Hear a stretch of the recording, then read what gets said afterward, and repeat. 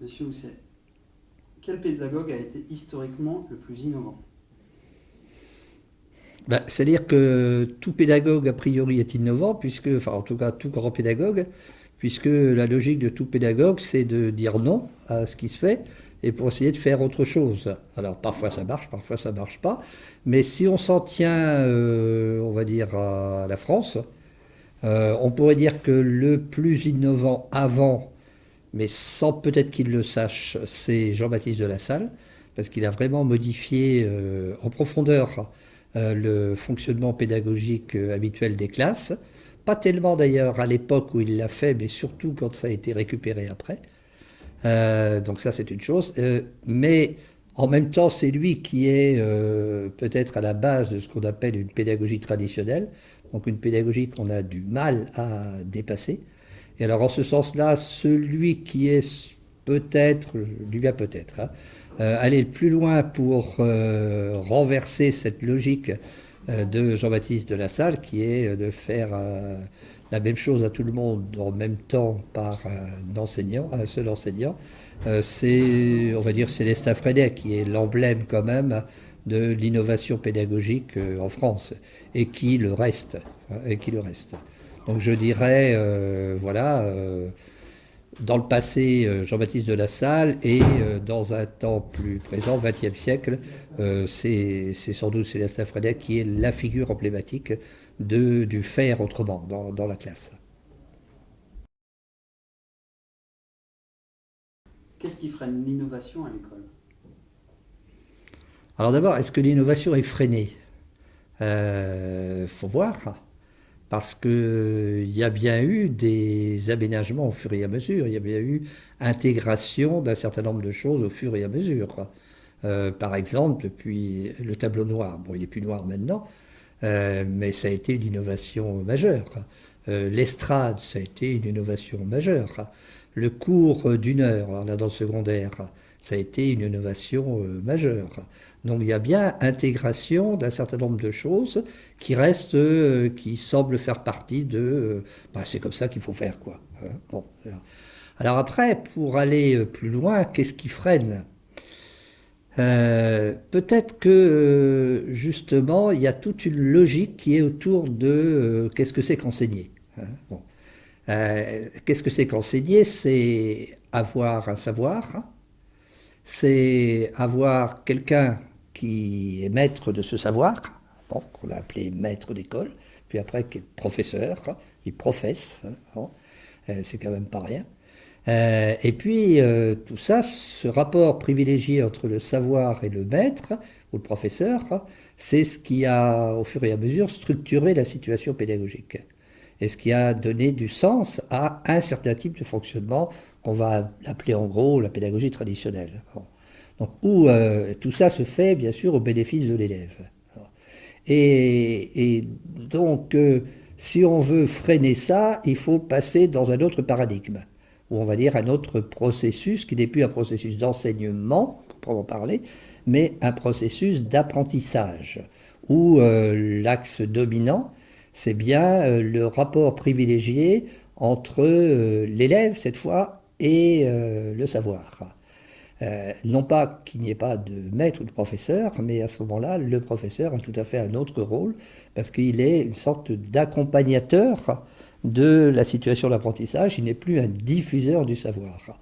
Or ça, je veux dire, ce renversement hein, de logique est vraiment très difficile parce que ça suppose une sorte de révolution qui est une révolution de mentalité, qui est une révolution historique et qui est, on va dire, beaucoup plus difficile à assumer parce que vous avez moins de maîtrise apparemment de la situation.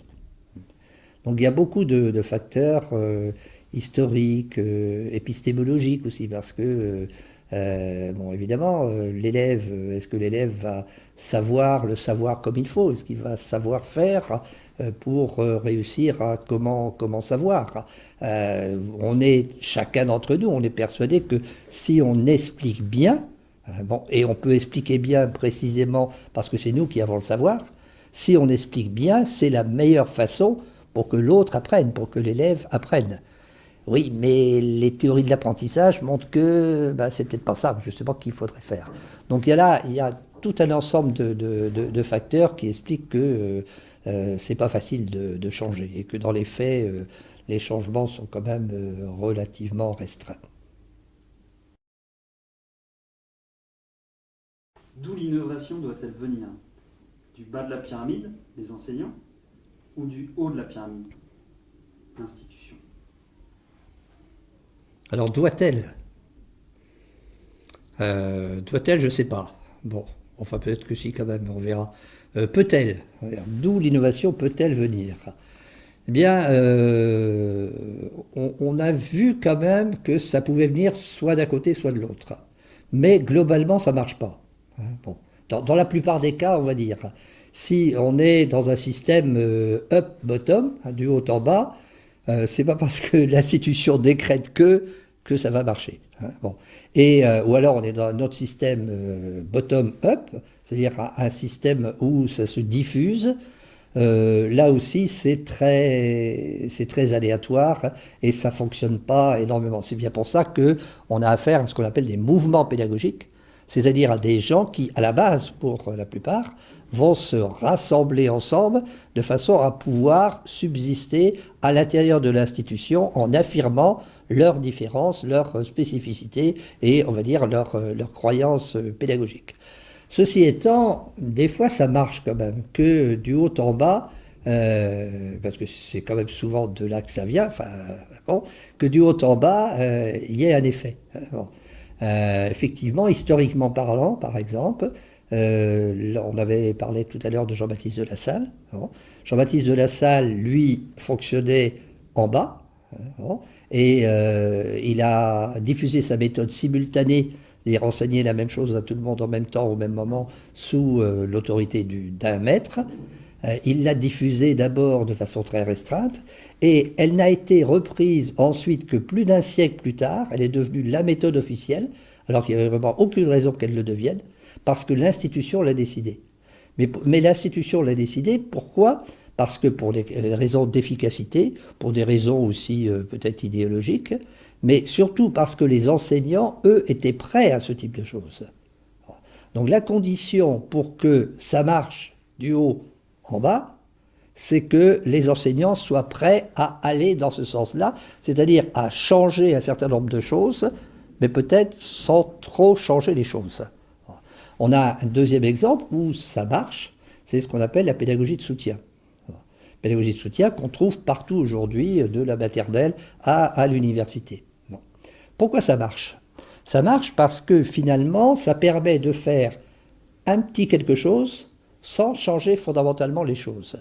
Et là, on va dire, l'institution est prête à ça, les enseignants aussi sont prêts à ce type de choses, parce que ça modifie un peu, et puis même parfois ça peut donner bonne conscience. Alors si ça modifie un peu, si ça donne bonne conscience, on ne voit pas pourquoi on s'en priverait. Hein. Bon. Mais de bas en haut, si, il y a quand même un exemple. C'est l'exemple de l'éducation nouvelle. L'éducation nouvelle, elle a réussi à diffuser ses idées au niveau de l'ensemble. Par exemple, l'enfant au centre, l'autonomie de l'élève, partir des intérêts des élèves, partir des besoins des élèves, répondre aux besoins des élèves. Ça, c'est devenu un discours officiel.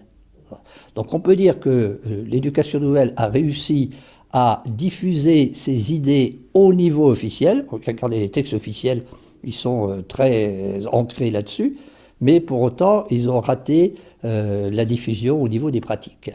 Donc l'innovation pédagogique, elle peut venir parfois d'en bas, mais très rarement d'en bas. Souvent, ça reste dans des cercles, mais qui sont des cercles moteurs. Bon. Ça peut réussir à aller jusqu'en haut, mais sans pour autant changer fondamentalement les choses. Et par contre, l'innovation aussi qui vient d'en haut, parfois elle peut réussir à fonctionner, à imprimer véritablement et à introduire des changements, mais à condition que ça aille dans ce que les enseignants sont prêts à faire, c'est-à-dire changer un petit peu, mais quand même pas changer fondamentalement les choses, c'est-à-dire par exemple passer d'un processus d'enseignement à vraiment un processus d'apprentissage.